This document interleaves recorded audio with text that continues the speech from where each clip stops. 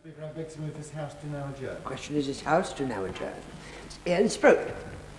Thank you, Madam Speaker. I'm very grateful for the chance at this early hour in the morning to raise the important subject of the treatment of the firm Allowance by the Department of Social Security. And I would like to start by explaining what Allowance do. What they do is this, that if a family has a pet or pets, whether dogs, cats, fish, pony, whatever, and the family goes on holiday, Allowance arranges for an animal carer to come to their house and stay there while they're away on holiday, look after the animal or animals, look after the house. Now, the firm of Allowance was set up in 1987 under an enterprise allowance scheme. It obviously had found a valuable niche in the market because it has prospered greatly since then. The aunts or uncles, I suppose, are dotted all over the country, and when a family gets in touch with the firm of Allowance and says we would like somebody to look after our animals while we are away on holiday, then the aunt comes and stays. The aunt is paid by the family concerned, not by Allowance. And over the 6 years or so since the firm began, they've now got some 10,000 clients, and they've got about 300 animal carers for whom they arrange to go and look after people's pets. So that is what Allowance do. They provide a very useful social service. Now, what does the Department of Social Security want to do? After 6 years of existence, the Department of Social Security has decided that it believes that these animal carers are not self-employed, as was the basis on which the firm was set up by an enterprise allowance scheme with the full cooperation of the Department of Employment.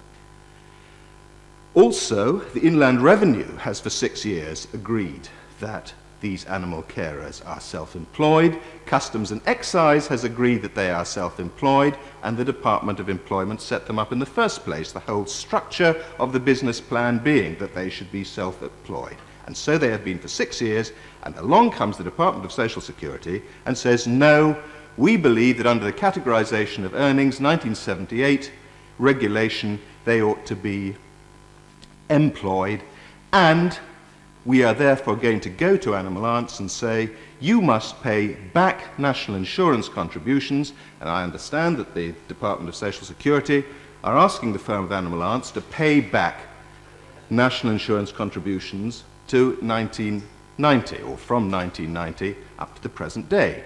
Now, of course, the result of this will be disastrous. The result will be that the firm will go out of business. The result will be that the 300-odd animal carers will lose their jobs. And a classic example of everything that this government is trying to build up and has successfully built up under this enterprise allowance scheme will be destroyed. And I have to say to my honourable friend on the front bench that I find it absolutely astonishing, really unbelievable, not just as a glib phrase, but almost not to be believed, that a Conservative government, having set this firm up under an enterprise allowance scheme, could come along and destroy it.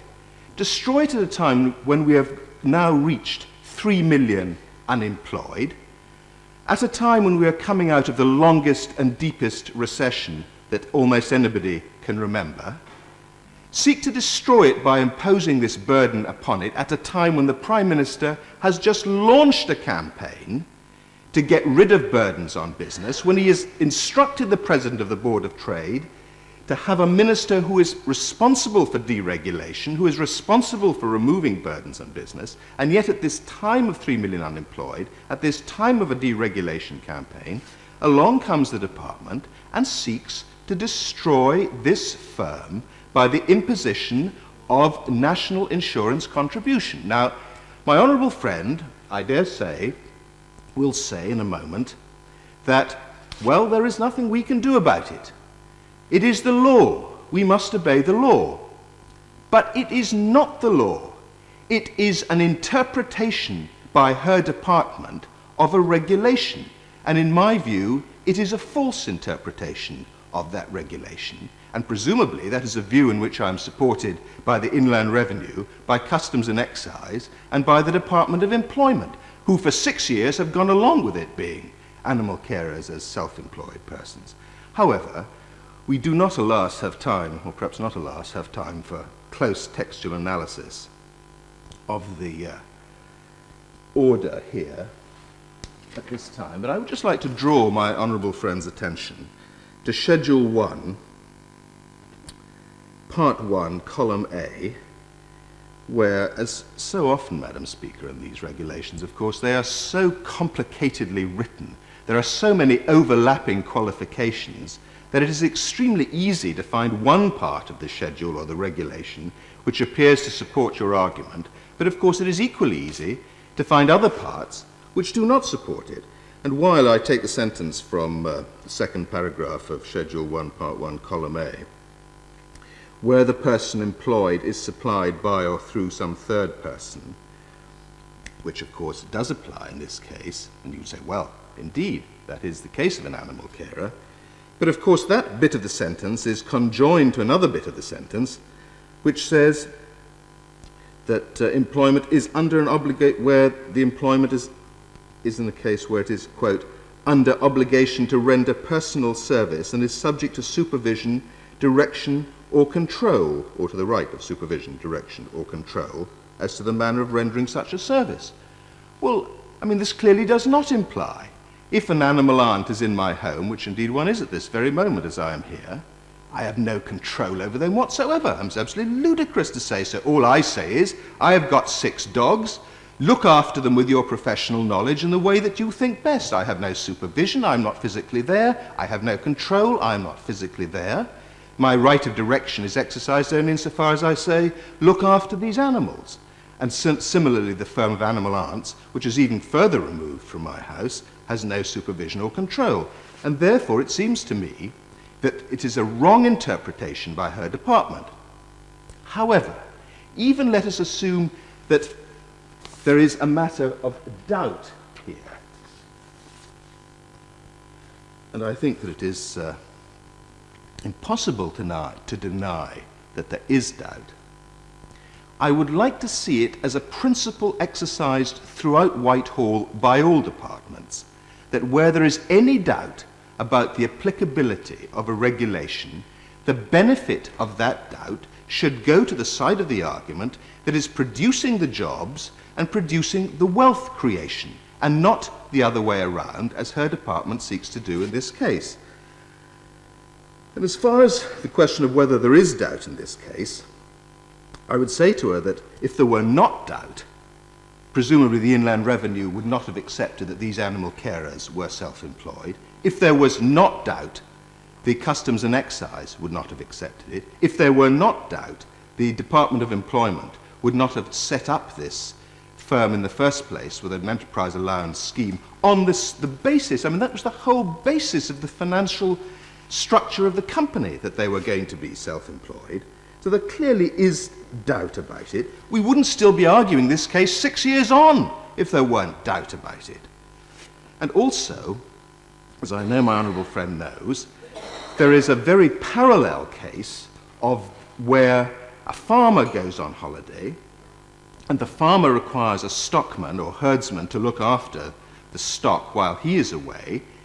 That stockman or herdsman is regarded, and quite rightly, as self-employed. That stockman or herdsman is doing exactly the same job for animals outside as most animal carers do inside, although I should say that animal carers, of course, also look after outside animals as well if they have to. So there is another element of doubt. The herdsman or stockman is agreed to be self-employed, and yet, for some reason, her department is now, after 6 years, saying that animal carers should not be regarded as self-employed. So, and also, perhaps I just, without going into too much detail, just get on the record the difference between the relationship between the agency, animal aunts, and the animal carers, the difference between their relationship and a normal employer-employee relationship. There is no discipline and grievance procedure between the two. There is no provision for notice. There are no regular or assured hours of work. Animal aunts, for example, are allowed to arrange for a substitute animal aunt. If, for instance, the animal aunt that I'd arranged to look after my dogs was not able to come, the animal aunt would arrange a substitute. It wouldn't be done by the agency. And the animal aunt that I had hired who couldn't come would pay personally the other animal aunt. It wouldn't be paid by the agency. Again, these aunts, it's a slightly ludicrous name for them, but anyway, these aunts are in business on their own account. There is a financial risk for the aunt. There is actually a case at the moment where an aunt that looked after some pets in Scotland was not paid by the family. And in this case, the aunt doesn't go back to the animal aunt's agency and say, I want my money. The aunt has to get the money for herself or himself from the family where she did the work. And again, aunts pay their own insurance. There are a number of cases where animals that have been under the control of aunts have got out of control and bit a teenager. The teenager sued the aunt, didn't sue the agency.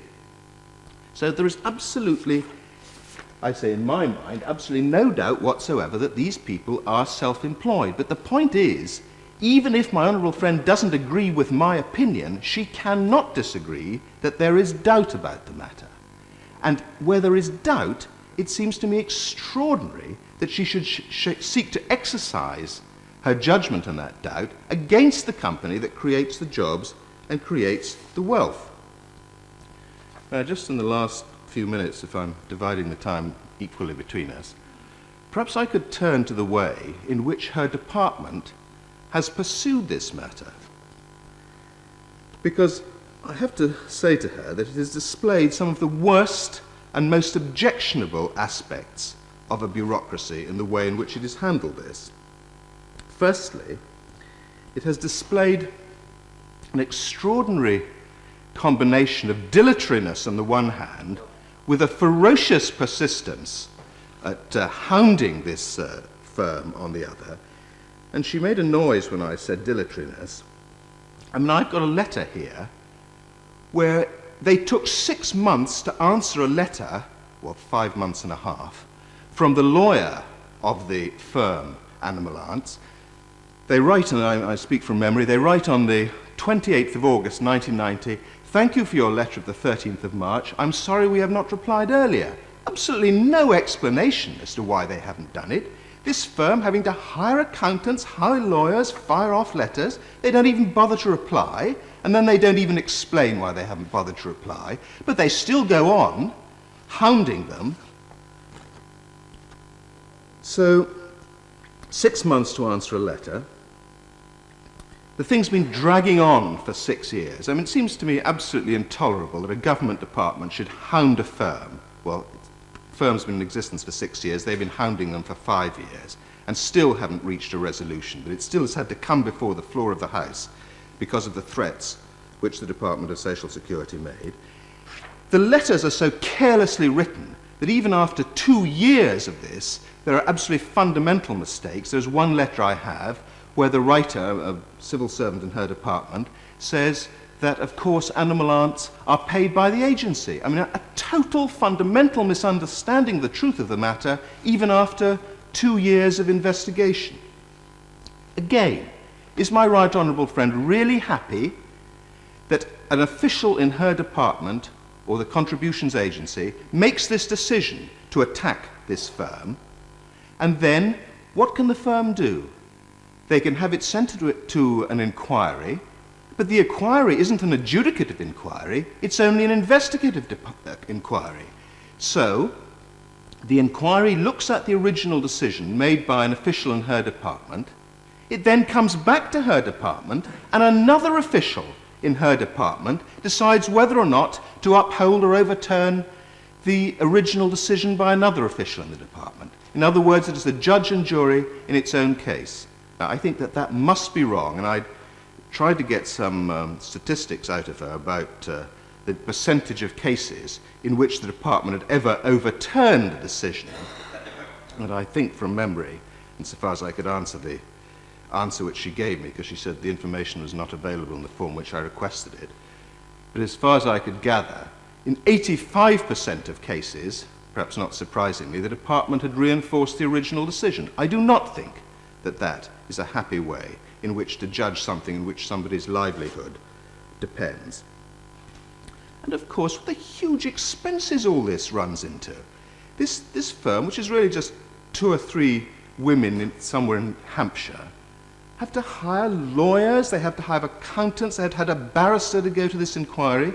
I understand they've had to spend thousands of pounds this year alone just fending off the attacks of her department. And perhaps I could close with a letter which she herself wrote to me when I'd set out much the same complaints as I have made in this speech this evening. And my honourable friend wrote me back a letter of some 1,000 words. And the letter was, I was saying, you are about to destroy 250, 300 jobs. You're about to put a firm out of business. My honourable friend writes back a 1,000-word letter, and in those 1,000 words there is not one single word about the loss of jobs. There is not one single word about the worry and hassle for the business. There is not one single word about the expense for the firm. There is not one single word about making the firm close down. There was no attempt even to answer the argument which I put to her about the parallel between the relief stockman and the animal carers. And yet, although there wasn't one single word about all that, she found a paragraph, a whole paragraph, to say that really her officials were doing very well and I mustn't attack them for hounding this company. Now, that is the kind of insensitivity and just crass behaviour which infuriates businesses and individuals in this company, and which the Prime Minister is trying to sort out by this deregulation campaign. And of course this is important for animal aunts, but it is also important as a signal to the outside world that they can take seriously what we are trying to do about removing burdens from business. And I hope that my honourable friend can give me some comfort on both those grounds tonight.